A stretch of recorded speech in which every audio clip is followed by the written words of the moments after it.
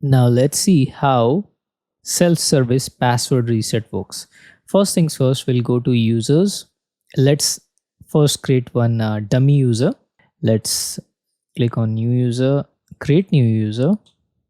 I'll write as SSPR for self-service password reset. Same goes here, SSPR, looks good. I'll copy the ID, principal name and password and save it in a notepad for now for later reference. Let's click on review and create. I'll click on create. Alright, it says successfully created user, so we are good. Now let's go to password reset. So here, if you're configuring for the first time, the screen will show something like this: self-service password reset, that is SSPR. So here, why to use the benefits and all, everything is mentioned. I'll click on configure. Let's add a user or the member. I'll click here. I'll search my newly created user, that is SSPR. I'll select and click select.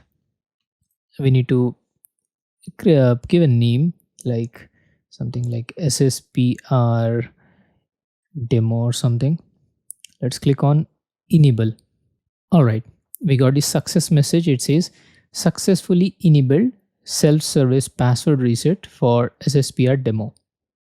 Now let's open the Microsoft login page. Let me put the email. So this, remember previously we have copied the email ID and password while creating the user. So let's go ahead with next. I have the password. Let me enter the password. Let's click on now sign in to test the self-service password reset for the newly created user. And there we go. It says update your password. Let me put the existing password. I'll put a new password now, since I'm signing in for the first time, so that's why it's prompting me. I'll click on sign in. Now, if we look here on the same password reset, which we can find under the Entra ID, if I go here under the password reset, which is here, I'll land on the same page. If you note, self-service password reset enable is none. Let's click on all and save. All right, saving reset policy. All right, looks good. The password reset policy is saved now. Now next we have here under the authentication method, this basically defines how users verify their identity when resetting password. So methods available to users, we can tick mark this security question. Number of questions, I'll reduce it to 3. Now we need to select the questions.